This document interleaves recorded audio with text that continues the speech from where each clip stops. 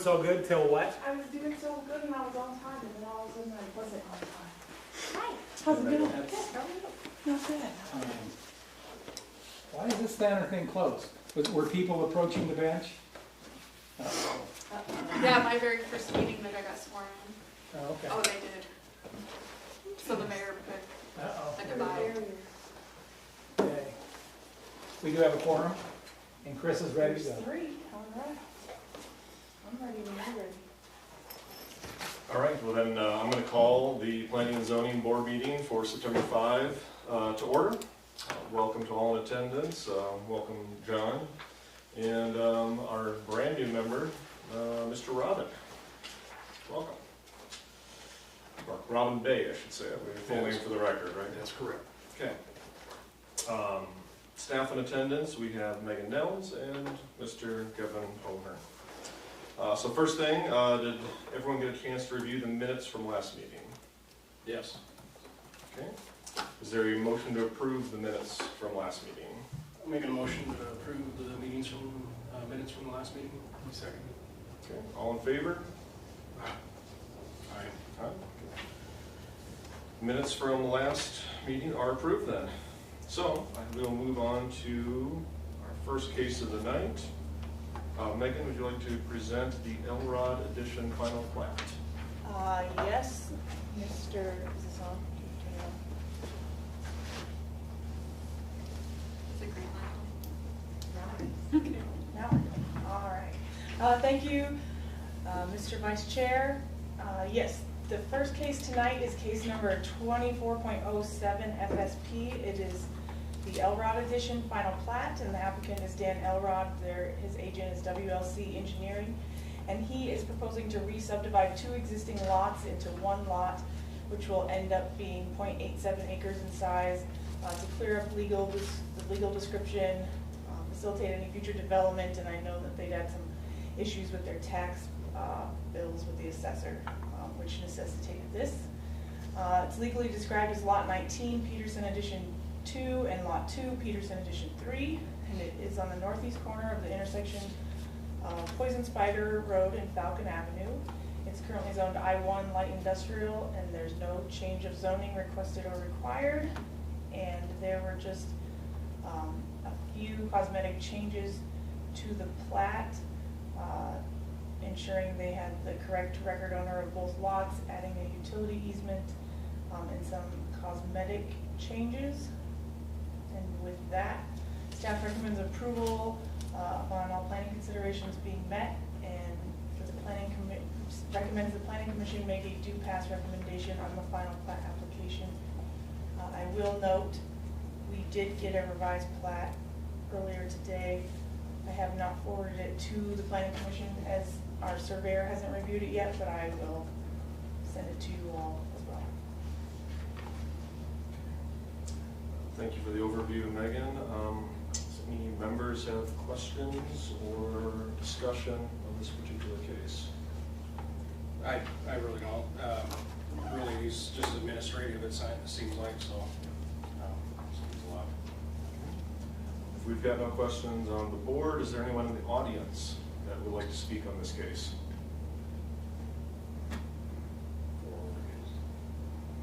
For or against? Thank you, John, for keeping me technical. Okay. With no further discussion, is there a motion? I'll make a motion to approve the replat as presented. I second. Okay, so all in favor of approving the due pass approval with the planning considerations as noted by staff, say aye. Aye. Aye. Okay. Megan, I guess we are on to our other case for the night. The Roan rezoning request and MHP development plan. If we could get a staff report on that. Yes, Mr. Vice Chair and Commissioners, this is case number 24.02 DEV. It's a rezoning request and associated mobile home park development plan. The applicant is Marvin Roan and their agent is JKC Engineering. And they are proposing to rezone Lot 2 Hayes Simple Subdivision from MH Manufactured Home District to MP Manufactured Home Park District. For the LDRs, the rezoning to the MP district requires a development plan which shows the layout of the mobile home park in compliance with the standards as set forth in section 45.25. It should be noted that the property is currently considered a permitted non-conforming use. So under the old Title 17, it was zoned established residential, and under the mobile home manufactured home district allows one home per parcel, and there are existing mobile homes on the property, which is just 1 2-acre piece right now. So that does not meet the design standards and the adopted zoning regs. The applicant desires to place additional homes and/or RVs on the property, and doing so necessitates the rezone request in compliance with the MP district standards. And per that section 45.258D, the MP zoning district allows for up to 15% of the spaces within a manufactured home park to be occupied by a recreational vehicle. The property is on the north side of Lafayette, bounded by Harding and Brooks Avenues. I believe there's 8 existing mobile homes on the property. And the following planning considerations are still applicable, providing a summary, including contact information for management, a number of spaces, and the density, and timeline for any construction of any improvements. Just revise the development plan one more time to ensure there's only one manufactured home per space, that they all will meet the setbacks. The open space is labeled on there, so E can go away. Provide a buffer screening around the perimeter of the park. 2 off-street parking spaces for each manufactured home, and labeling of the infrastructure. Posting of each address number at the front street line of the space, and labeling that access easement as Brooks Avenue through the park, as those are the addresses assigned to those spaces. Most of the planning considerations tonight, I would say, are just conditions that will end up being on the site plan agreement, just standard, so that the applicant knows what has to be done when they go into operation.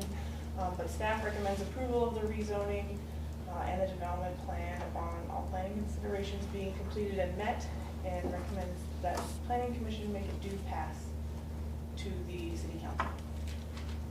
All right, thank you for that overview, Megan. Anyone on the commission have questions or discussion for Megan? I do. Wouldn't call it a conflict of interest, but I did survey this site for JKC Engineering.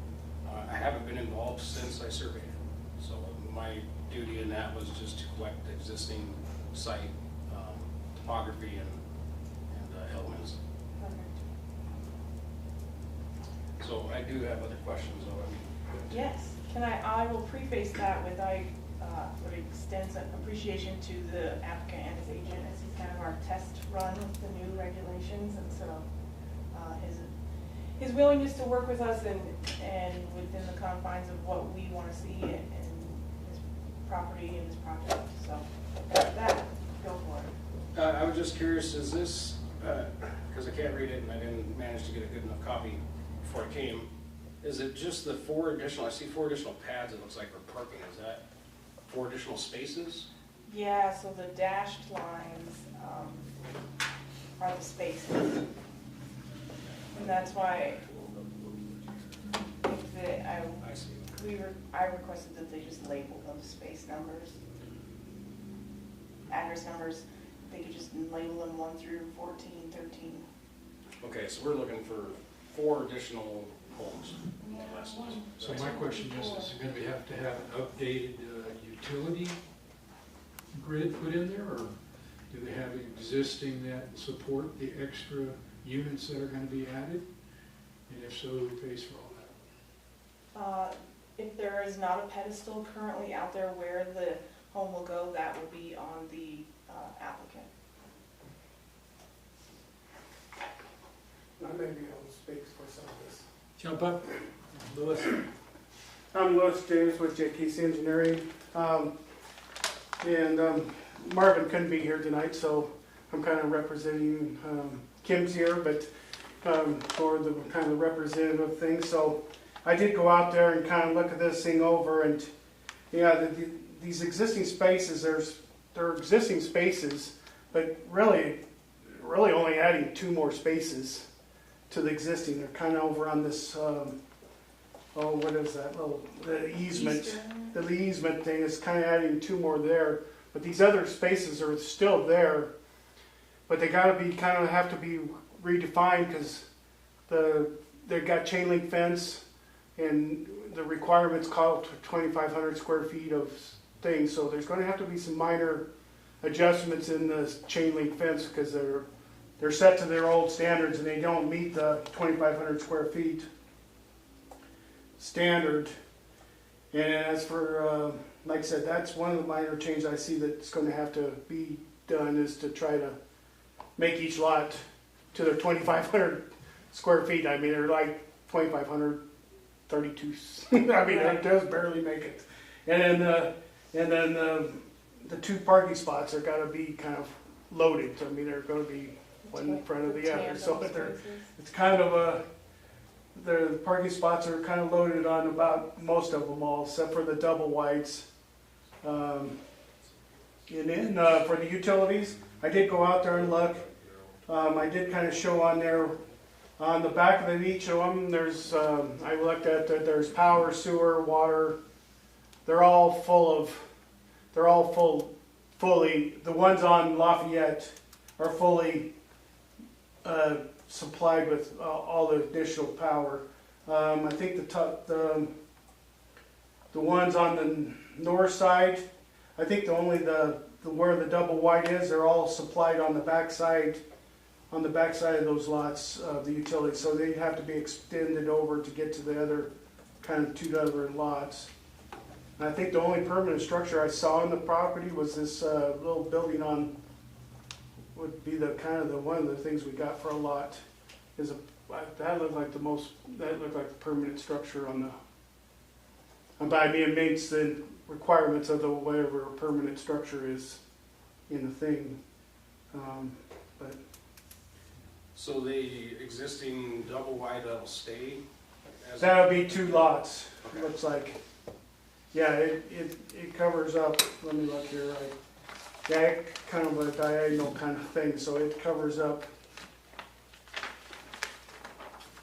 Yeah, so. yeah, it covers up 2 lots. So we'll have to So the revise. existing one there is, I mean, if they want to keep it, I guess they're gonna have to be It's gonna have to within the be 2 one. lots, but it's, Yeah, or he'll have to revise it and just. or, have you know, make it have all- to make it into the thing, but right now, it takes up 2 lots. Yeah, my curiosity was just the additional number of residents, I guess, was what I was wondering. Based on the aerial photo, I'd say 1, 2, 3, 4, 5, 6, 6, maybe. 6 additional? Yeah, I don't know, they're additional things. Yeah, I guess these lots out here on. They're all there, there's just no mobile, there's no mobile homes on them. Really, it's only two slots that are available. 2 new slots. New slots. Okay. Other than that, the rest are already, somehow the mobile homes were moved at some time, in a long time in the past. They were, And the big rezone push was because they don't meet the current code, is that what? Or if we had not adopted the new regulations either, it was a non-conforming use, because it's supposed to be Okay. 1 home per parcel, and so all the spaces, So rather than replat it into individual parcels, what he's trying to manage it as a park. He just that wants leads to us have this it- other zoning. correct, just to have leased spaces, so just rentals. And if, as Mr. James said, there clearly were houses out there at one time, in what we see, what they've created as the spaces. But since they were non-conforming, once they were removed and they weren't immediately replaced, then they lost that spot. Kevin, you have a comment?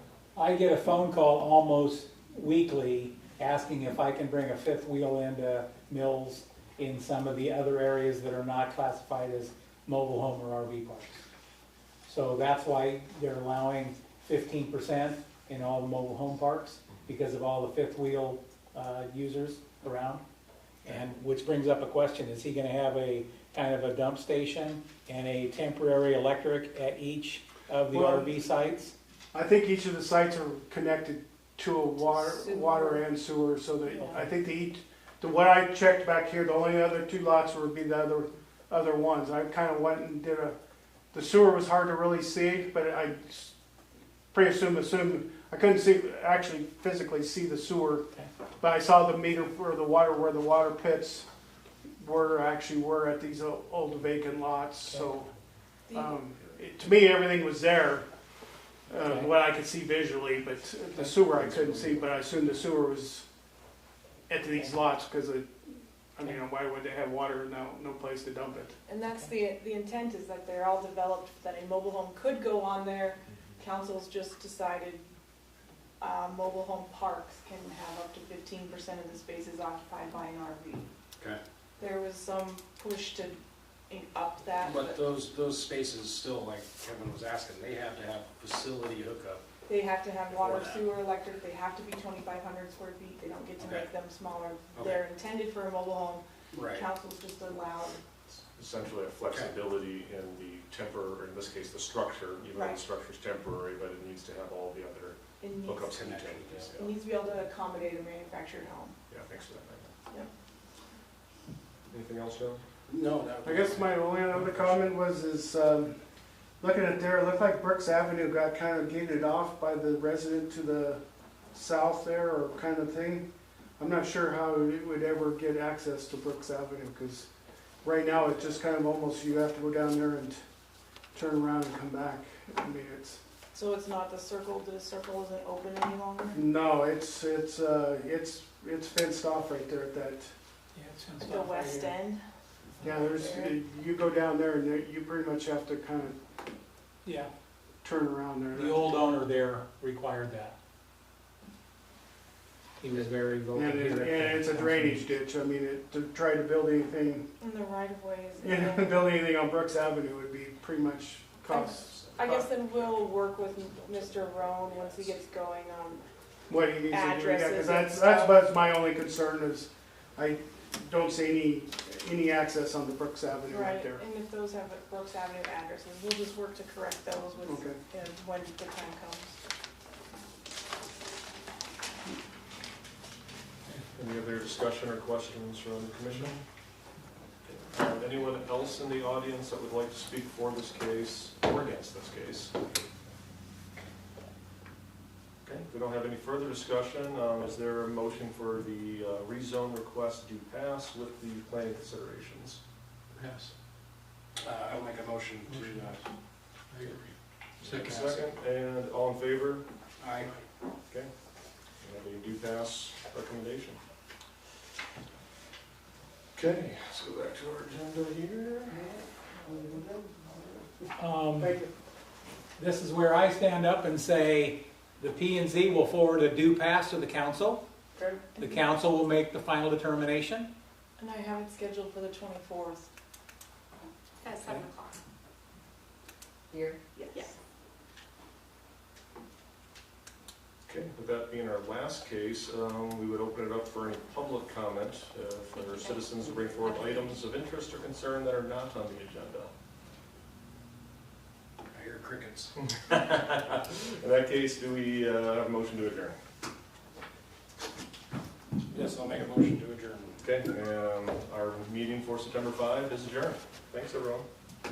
You didn't even have anything, Megan? I guess not.